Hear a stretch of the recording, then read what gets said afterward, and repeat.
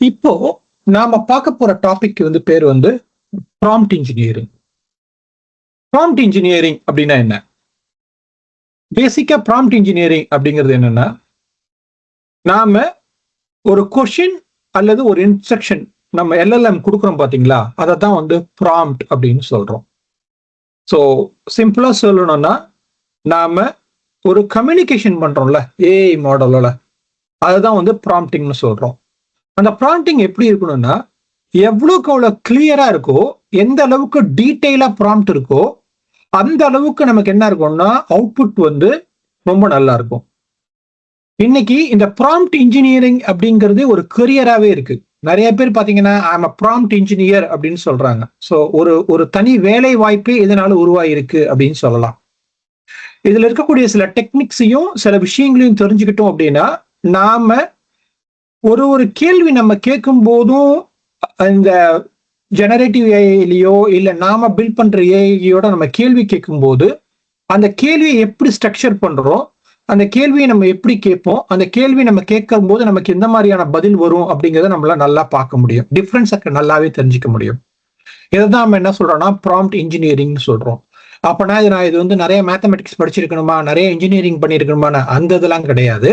ஒரு விஷயத்தை நம்ம உருவாக்கி நம்ம ஒரு விஷயத்தை கொள்றதுனால நம்ம என்ன சொல்றோம்னா இங்க நம்ம ப்ராம்ப்ட் இன்ஜினியரிங் சொல்றோம். இது என்னன்னா the process of creating and refining. என்ன பண்றோம், எதை ரிஃபைன் பண்றோம், இன்புட். அதாவது இந்த ப்ராம்ப்ட் இருக்கு பாத்தீங்களா, அந்த ப்ராம்ப்டை நம்ம ரிஃபைன் பண்ணி அதை நம்ம லார்ஜ் லாங்குவேஜ் மாடலுக்கு கொடுக்கும் போது நமக்கு என்ன பண்ண முடியும், அதுல இருந்து நமக்கு ஒரு அக்யூரசியான ரிசல்ட்டும் ரெலவெண்டான ரிசல்ட்டும் யூஸ்ஃபுல்லான அவுட்புக்கமும் நமக்கு கிடைக்கிறதுக்காக தான் நம்ம பண்றோம் இந்த ப்ராம்ப்ட் இன்ஜினியரிங்ங்கிற டெக்னிக்ஸை நம்ம யூஸ் பண்றோம். ஓகே, இதனால எனக்கு என்ன பயன் அப்படின்னு பார்த்தோம்னா, நம்மளுடைய அந்த அவுட்புட் இருக்குல்ல, அந்த அவுட்புட்டை நம்ம மேக்சிமைஸ் பண்ணிக்க முடியும். அது மட்டும் இல்லாம அது இந்த பர்ஃபார்மன்ஸும் நமக்கு நல்லா இருக்கும். அப்புறம் டொமைன் ஸ்பெசிஃபிக்கா கேட்கும்போது அந்த டொமைன் ஸ்பெசிஃபிக்கான நம்மளுடைய கீவேர்ட்ஸையும் இதையும் கரெக்டா யூஸ் பண்ணோம் அப்படின்னா நமக்கு அந்த டொமைன்ல இருந்து நமக்கு தேவையான ரெஸ்பான்ஸ் நமக்கு கிடைக்கும். ஓகே, அது இல்லாம அக்யூரசி, ஸ்ட்ரக்சர், ரெலவன்ஸ். நம்மளுடைய அவுட்கம் எந்த அளவுக்கு அக்யூரேட்டா இருக்கணும், அது எப்படி நம்ம ஸ்ட்ரக்சர் பண்ணணும், அதை எப்படி ரெலவெண்ட் ஆக்கணும் அப்படிங்கிறதையும் நம்மளால இன்ஸ்ட்ரக்ஷன் பேஸ் படி நம்ம கொடுத்து வாங்க முடியும். அப்புறம் கண்ட்ரோல், கன்சிஸ்டன்சி, சேஃப்டி, இதுவும் முக்கியம். ரைட்டா? நமக்கு வரக்கூடிய ரெஸ்பான்ஸ் கன்சிஸ்டன்டா இருக்கணும். ஒரு தடவை மட்டும் இல்ல, 10 தடவை கேட்டாலும் நமக்கு ரெஸ்பான்ஸ் கன்சிஸ்டன்டா வரணும். அந்த ரெஸ்பான்ஸ் கண்ட்ரோலா இருக்கணும். நீங்க ஒரு 2 பேராகிராஃப் தான் கொடு அப்படின்னா 2 பேராகிராஃப் தான் கொடுக்கணும். 100 வேர்டு தான் கொடுனா 100 வேர்டு தான் கொடுக்கணும். ரைட்? அந்த மாதிரி நமக்கு ஒரு கண்ட்ரோலபிளா இருக்கணும், சேஃப்டியாவும் இருக்கணும். வரக்கூடிய ரெஸ்பான்ஸ் ரெஸ்பான்சிபிள் ஏஐ கண்டென்ட்டுக்குள்ள சேஃபாவும், அதே நேரத்துல நமக்கு தேவையான கண்டென்ட் வெளியே போகாத அளவுக்கும் நம்ம பில்ட் பண்ணணும். அதுதான் முக்கியமான விஷயம் இந்த இருக்கு நமக்கு.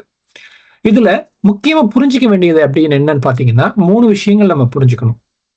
ப்ராம்ப்ட் இன்ஜினியரிங்ல வரும்போது சிஸ்டம், கான்டெக்ஸ்ட், ப்ராம்ப்ட், அதாவது ரெஸ்பான்ஸ். இதுதான் 3 தான் நம்ம சொல்லுவோம். சிம்பிளா சொல்லணும்னா சிஸ்டம்க்கு நாம யாரு நீ அப்படிங்கறத டிஃபைன் பண்ணணும். ஓகே, அப்பதான் அந்த சிஸ்டம் அதுவா மாறி நமக்கு ஆன்சர் பண்ணும். ஓகே, அதுக்கப்புறம் கான்டெக்ஸ்ட். அந்த கான்டெக்ஸ்ட் நம்ம என்ன மாதிரியான விஷயத்துல கேட்கிறோம் அப்படிங்கறத நம்ம அதுக்கு செட் பண்ணணும். அதுக்கப்புறம் நம்மளுடைய கேள்வி. ஓகே, அந்த கேள்விக்கு தகுந்த மாதிரி நம்மளுடைய பதில் வரும். அது எப்படி சொல்லலாம் அப்படின்னா, கான்டெக்ஸ்ட் த மெட்டீரியல், நம்ம எதுக்காக ஒர்க் பண்ண போறோம், த ரோல்ங்கிறது அந்த சிஸ்டமோட ரோல் என்ன அப்படிங்கிற டிஃபைன் பண்ணிட்டு நாம என்ன எக்ஸ்பெக்ட் பண்ண போறோம் அப்படிங்கிறத நம்ம சொல்லணும். அப்பதான் நீங்க பார்க்க முடியும். இப்ப நீங்க நம்மளுடைய சாட் விண்டோல போய் பாத்தீங்கன்னா அங்க ஒரு மெசேஜ் இருக்கும், சிஸ்டம் மெசேஜ்னு. அந்த சிஸ்டம் மெசேஜ்ல தான் நம்ம என்ன பண்ணுவோம், அதோட ரோல் என்னன்னு டிஃபைன் பண்றோம். அந்த ரோலை டிஃபைன் பண்ணிட்டு நம்ம என்ன கான்டெக்ட் செட் பண்றோமோ, நான் இது அப்படின்னு சொல்லிட்டு நம்மளோட எக்ஸ்பெக்டேஷன் ப்ராம்ப்ட் நம்ம கேட்டோம் அப்படின்னா நமக்கான ரெஸ்பான்ஸ் ரொம்ப கரெக்டான ரெஸ்பான்ஸா வரும்.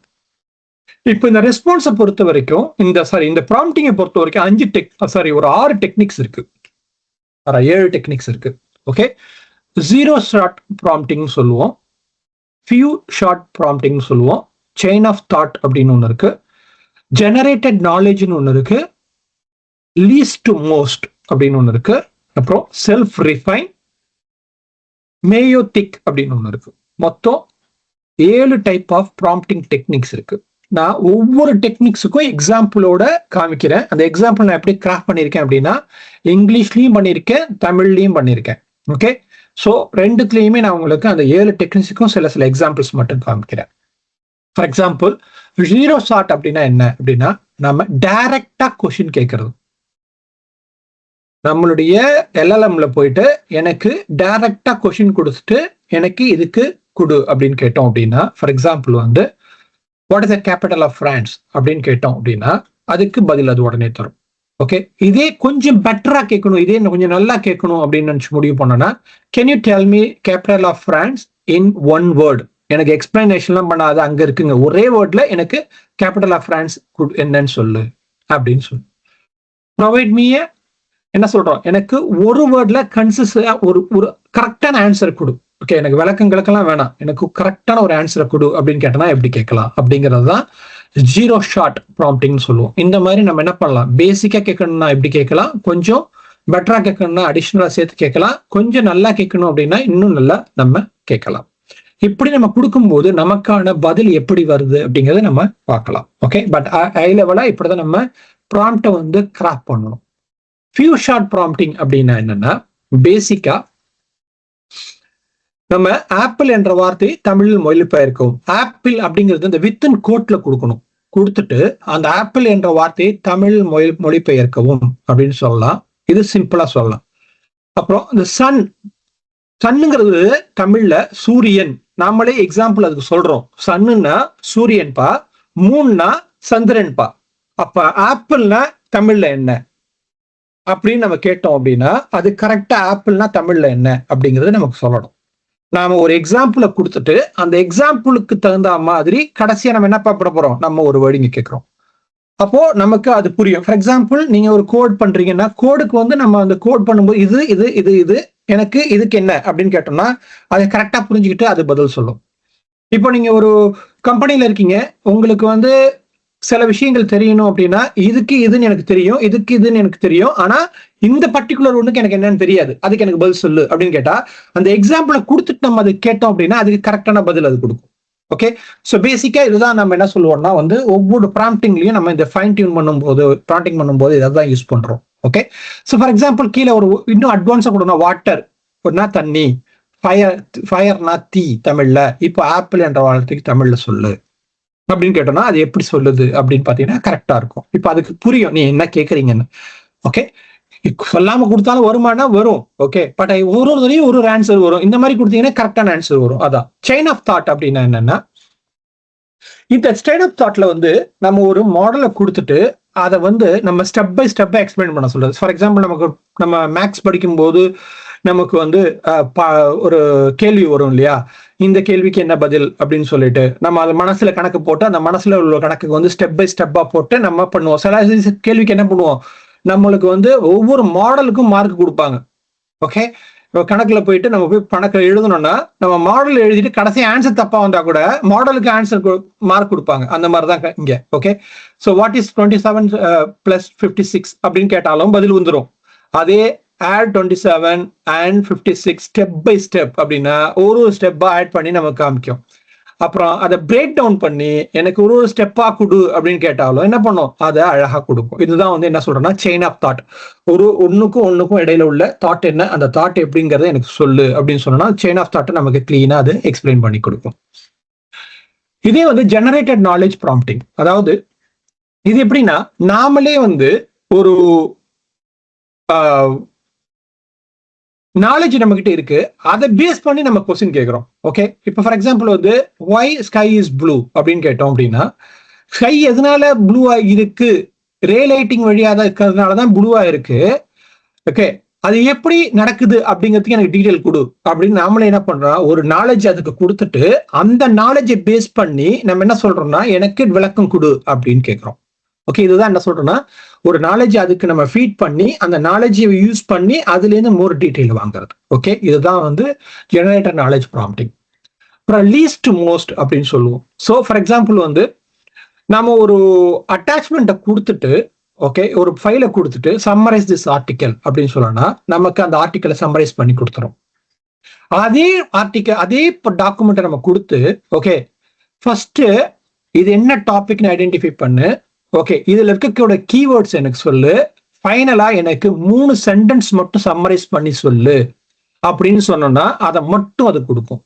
அதே இன்னும் நல்லா பண்ணணும் அப்படின்னு முடிவு பண்ணா நம்ம என்ன பண்ணலாம்? Step 1 identify the title and subject. Step 2 break down each paragraph into main ideas. Okay, identify common themes. Step 4 write a clear summary. Step 5 அப்படி நம்ம கொடுத்துட்டு போயிட்டே இருக்கலாம். பண்ணும்போது நமக்கு என்னன்னா நம்ம என்ன எதிர்பார்த்தோமோ அந்த எதிர்பார்ப்புல நமக்கான பதில் நமக்கு கிடைக்கும். ஸோ இப்போ உங்க ப்ராம்ப்டை வந்து நீங்க எவ்வளவு தூரத்துக்கு கரெக்டா கொடுக்குறீங்களோ அந்த அளவுக்கு உங்களுடைய ரெஸ்பான்ஸ் வந்து பெட்டரா இருக்கும். ஓகே, இது வந்து லீஸ்ட் மோஸ்ட் ப்ராம்ப்டிங் அப்படின்னு சொல்றோம். இது என்னன்னா செல்ஃப் ரிஃபைன் அப்படின்னு சொல்லுவோம். அதாவது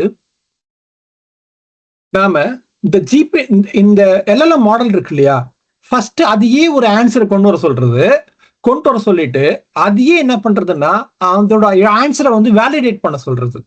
ஓகே, நீ தான் ஆன்சர் கொண்டு வந்த, நீனே அந்த ஆன்சரை திருப்பி கரெக்டா இருக்கான்னு பாரு. எப்படின்னா நம்ம எக்ஸாம் ஃபுல்லா எழுதி முடிச்சுட்டு பரீட்சையில நாமளே போய் திரும்பவும் நம்ம எழுதின கேள்விக்கும் பதிலும் கரெக்டா இருக்கான்னு செக் பண்ணி பார்ப்போம் தெரியுமா, நேரம் இருந்துச்சுன்னா.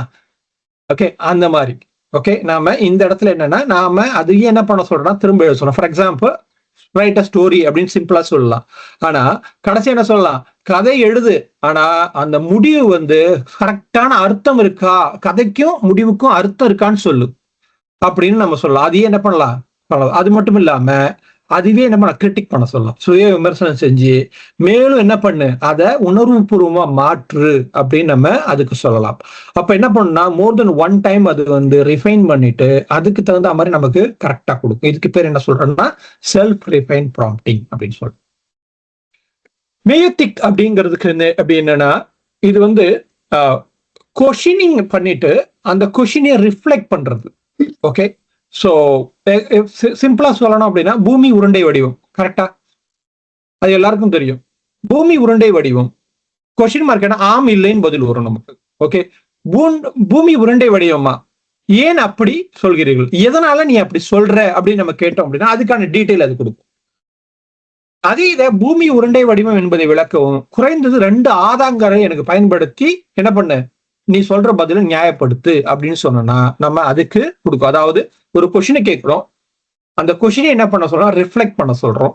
ரிஃப்ளெக்ட் பண்ணிட்டு நமக்கு அதுக்கு தகுந்த மாதிரியான ஆன்சரை நாம கொண்டு வர ட்ரை பண்றோம். இதுதான் வந்து நாம சொல்லக்கூடிய இந்த ப்ராம்ப்டிங் டெக்னிக்ஸ். இந்த ப்ராம்ப்டிங் டெக்னிக்ஸ் நம்ம என்ன பண்ணுவோம்னா இப்போ ஜஸ்ட் 1 or 2 மட்டும் பிளே பண்ணி பார்ப்போம். ரொம்ப பிளே பண்ண நமக்கு போர் அடிச்ச மாதிரி இருக்கும். ஸோ அதனால நம்ம 1 or 2 மட்டும் நம்ம பிளே பண்ணி பார்ப்போம். எக்ஸாம்பிள், நான் இந்த இடத்துல வந்து your assistant to find information to the people அப்படின்னு மட்டும் தான் நான் கொடுத்துருக்கேன்.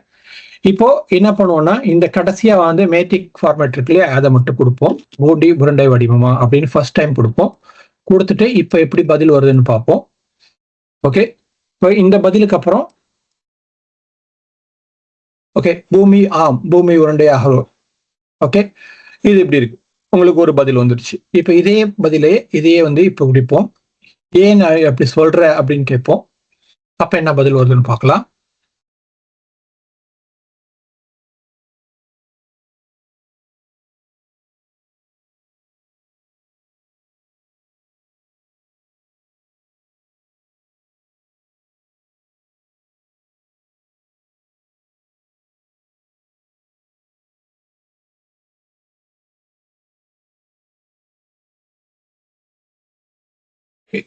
சில சமயங்கள்ல ChatGPT அப்பப்போ தூங்க போயிடும். நம்ம கிட்ட இருக்க ப்ராசஸ் படி நம்ம அதனால அதை அப்பப்போ தட்டி விடணும்.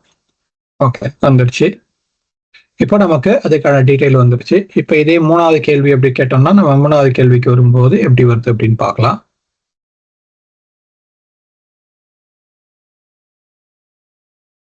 ஸோ நம்ம கேட்கக்கூடிய கேள்விகளுக்கு தகுந்த மாதிரி ப்ராம்ப்டிங்க்கு தகுந்த மாதிரி அந்த ப்ராம்ப்ட் வந்து எப்படி இருக்கு அப்படிங்கறத நமக்கு தெளிவா ஆதாரம் வந்து நமக்கு என்ன ஆதாரம் 1, 2 அப்படிங்கறத நமக்கு சொல்லுது. ஸோ இதுதான் வந்து முக்கியம். ஃபர்ஸ்ட் கேட்ட கேள்வியிலேருந்து நீங்க பார்த்துட்டு வாங்க. ஃபர்ஸ்ட் பூண்டை உருண்டை வடிவமா அப்படின்னு கேட்டதுக்கு அதுக்கு சின்னதா ஒரு பதில் வந்துச்சு. இப்போ அதே நம்ம ரிஃபைன் பண்ணி ஓகே ஏன் அப்படிங்கறத சொல்லு அப்படின்னு சொல்லும்போது அதுக்கான பதில் வருது. ஓகே, எதனால அப்படிங்கிறதுக்கான பதில் வருது. இப்போ நம்ம ரொம்ப கிளியரா நம்ம என்ன கேட்டோம் அப்படின்னா எனக்கு சொல்லி ரெண்டு ஆதாரத்தை கொடு அப்படின்னு சொன்னோம். இந்த 2 ஆதாரம்ங்கிறது ஆதாரம் 1, ஆதாரம் 2 அப்படிங்கிறது நமக்கு கிளீனா அந்த பாயிண்ட்டை மட்டும் நமக்கு கொடுக்குது. மேல கொடுத்த அதே இதுதான். ஆனா என்ன பண்ணிடுச்சு, இப்போ சின்னதா கண்ட் அவுட் பண்ணி நமக்கு தேவையான பாயிண்ட் பேசிஸ்ல நமக்கு அதை டீட்டெயிலா நமக்கு கொடுக்குது. இதைதான் நம்ம என்ன சொல்றோம்னா ப்ராம்ப்ட் இன்ஜினியரிங், பேசிக்கா ப்ராம்ப்ட் டெக்னிக்ஸ் அப்படின்னு சொல்றோம். இந்த ப்ராம்ப்ட் இன்ஜினியரிங் யூஸ் பண்ணி தான் நம்ம என்ன பண்ணலாம்னா, நாம ஃபர்தரா நம்மளுடைய எல்எல்எம் ட்ரெயின் பண்ணும் போதோ இல்ல நம்ம எல்எல்எம் நம்ம கிட்ட வரும்போதோ இங்க கான்டாக்ட் செட் பண்ணும் போதோ எல்லாத்துக்கும் நம்ம என்ன பண்ணுவோம், இதை தான் யூஸ் பண்ணுவோம். இப்போ அதை தான் நம்ம என்ன பண்ணுவோம்னா இங்க இடத்துல வரும்போது நம்ம ஜெனரேட் ப்ராம்ப்ட்ல போயிட்டு நம்ம ஜெனரேட்டும் பண்ணலாம். பேராமீட்டர்ல வரும்போது பேராமீட்டர் எப்படி கொடுக்கலாம், அப்புறம் ஆட் டேட்டால வரும்போது நம்ம எப்படி இது பண்றோம் அப்படிங்கறதெல்லாம் அப்புறம் வரும். இப்போ இதுக்குள்ள போகும்போது இந்த ஆட் செக்ஷன்ஸ்ல வரும்போது எக்ஸாம்பிள்ஸ்ல நம்ம என்ன மாதிரி எக்ஸாம்பிள் மெசேஜை நம்ம கொடுக்கலாம், யூசர்னா என்ன, அசிஸ்டன்ட்னா என்ன அப்படின்னு கொடுக்கலாம். அப்புறம் வேரியபிள் செட் பண்ணிட்டு நாம பர்டிகுலர் நேம் அந்த இடத்துல கொண்டு வா அப்படின்னா வேரியபிள் எப்படி செட் பண்ணலாம் அப்படிங்கறதெல்லாம் நம்ம இன்னொரு செஷன்ல பார்க்கலாம். ஓகே, பட் ஹை லெவலா நீங்க இன்னைக்கு பார்த்தது என்னன்னா ப்ராம்ப்ட் இன்ஜினியரிங்னா என்ன, அது எப்படி, என்னென்ன மாதிரி டெக்னிக்ஸ் இருக்கு, அது என்னெல்லாம் யூஸ் பண்ணலாம் அப்படிங்கறத நம்ம பார்த்தோம். ஒவ்வொரு டெக்னிக்ஸையும் ட்ரை பண்ணி பார்க்கணும்னா தாராளமா நீங்க ஒன்னொன்னையும் ட்ரை பண்ணி பார்க்கலாம். Okay, so pause here. Any question?